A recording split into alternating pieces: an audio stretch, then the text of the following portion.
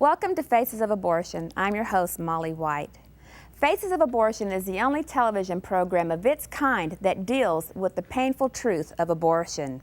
You will hear powerful testimonies from women and men who've experienced abortion and the devastation that it brought into their life. You will hear the truth about abortion from scientific and legal evidence that you may have never known. You will also be given practical steps that you can take to help end abortion in America. And if you're hurting from abortion, we want you to know that Jesus saves and He forgives and He heals. We also have a 1-800 helpline number that you can call and talk to a caring person on the other end who will listen to you, pray for you, and help you find an abortion recovery group in your area to help you heal from abortion. So it just overwhelmed me. And I thought the only way to escape the pain was to take my life. I had a fear that I wouldn't be able to have my own children. It brings heartache. It brings hurt. And I knew they were tearing my baby apart. I remember the cold feeling of the room. I remember laying there and I just said to myself that I will never forgive myself for what I'm doing. I believe that my life was spared that night just so that I could be here right now and say abortion hurts women.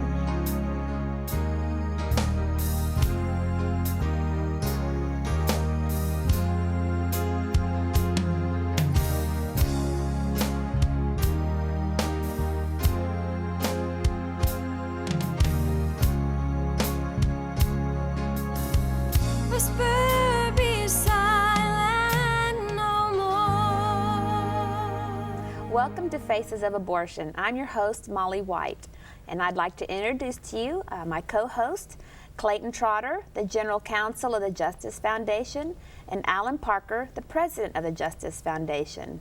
Molly, I'm very excited about this week's program.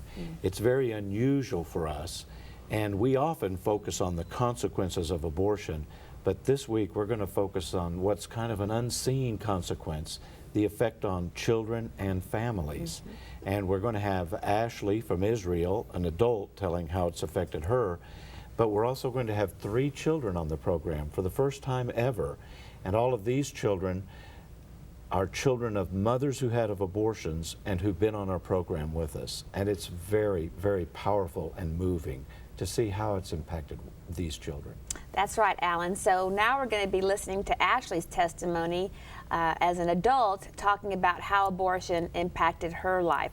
So you'll hear it in her own words.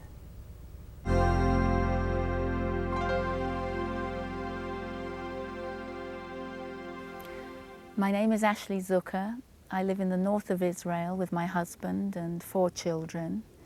And I thank God that I've never had an abortion myself. I've never gone through the pain of abortion.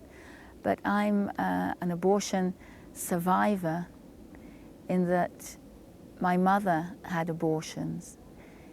And I should have had at least another brother and sister. That I never knew them. I only found out about this after my mother died. And I grew up as a very lonely child. My brother was 21 years older than me, and my sister 17 years older than me. Then there was me. And so I grew up like an only child. And I remember having such a lonely childhood and so wanting brothers and sisters, and asking my mother if I could possibly, if she could have a little sister. I wanted a sister. And she said, no, I'm too old, that's not possible. And only after she died did I find out that, in fact, had she known she was pregnant with me, she would have aborted me. Not because she didn't love children, she was a very wonderful mother, but because she had a difficult home life with my father, who was a gambler, and a difficult husband. And she was probably pressurized and forced into having abortions. But now, as I'm older, and now I have my own beautiful children, I realize that this whole issue of abortion is just like the Holocaust. I'm Jewish, and my mother told me that we'd lost 47 relatives in the Holocaust in Holland. And it was only as I grew older that I realized if they were her relatives, they were my relatives. And now, as I have my family, and we made Aliyah to Israel 16 years ago, so the members of the family, we have some in Switzerland, we have some in England, my children miss their cousins and their relatives. And I realized that if that brother and sister had lived, our whole family situation would be different. I wouldn't have grown up as a lonely child. And my children would have second cousins and third cousins. Our family would be so different. And my husband and I are involved in the work of pro-life.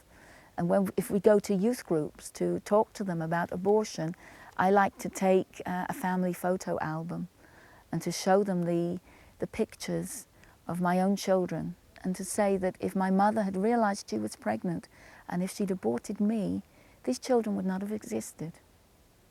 And how abortion doesn't just affect the child and the mother and the father, but the siblings and the extended family. Well, Alan and Clayton, we just heard a testimony that's like none others that we've heard before on our show. And it's from Ashley, who's a survivor, I guess we could say, of abortion. And on all of our other shows, we've talked to men and women who've had abortions. And so she's brought in a new twist. That's right, Molly. Until I've talked to so many women, I wouldn't have thought that this was a consequence of abortion. Mm-hmm.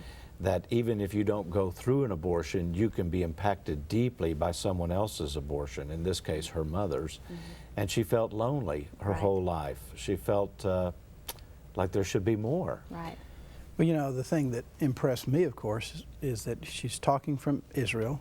She's Jewish. She lost 47 family members in Hitler's Holocaust. Mm-hmm. And yet there were 12 million people who died in that Holocaust, and there have been 47 million die in this one. And you think about the generations that will not exist. Right. The generations of Americans that will not exist. And in her testimony, she said when they go and speak at high schools or whatever, she takes her photo album, and when they talk about abortion, she goes, you know, my children wouldn't be here if my mother would have aborted me. And so we just, as a society, I don't even think we even look at the other people that are impacted by abortion, such as the surviving children. And abortion is sold as a lie, that it's quick, easy, painless, you'll get over it and never think about it again, and it'll solve your problem. Mm-hmm. But instead it opens up just a whole host of consequences after consequences after consequences. And they say it's between a woman and her doctor, but yet, you know, a woman is not a lone island. Abortion impacts everyone, even our whole society. We're going to be paying the consequences of abortion. And I was going to mention real quick that I had met a woman who was really grieving over her mother's abortion. Her mother had passed away. Her father had already passed away prior to that. She was an only child, and she had learned through an aunt that her mother had had an abortion. And it was probably right after she was born, and she was devastated. She was devastated because she's alone now, but she would have had a sibling to go through life with, you know, after she lost her parents. You know, Molly, it's that aloneness that abortion causes. It causes a aloneness in the woman who has the abortion. It does. Because she don't want to talk to anybody about it. But it also creates aloneness in other family members. And you know, I think one of the most important things about life is to not be alone. And if you're watching this program right now and you're feeling alone, if you're feeling left out, if your experience was like Ashley's, if you know that you've lost family members to abortion, well, I've got good news for you. There's